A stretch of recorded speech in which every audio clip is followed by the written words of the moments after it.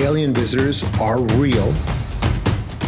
They are really visiting Earth. They are really visiting human beings. And there are good ones and there are bad ones.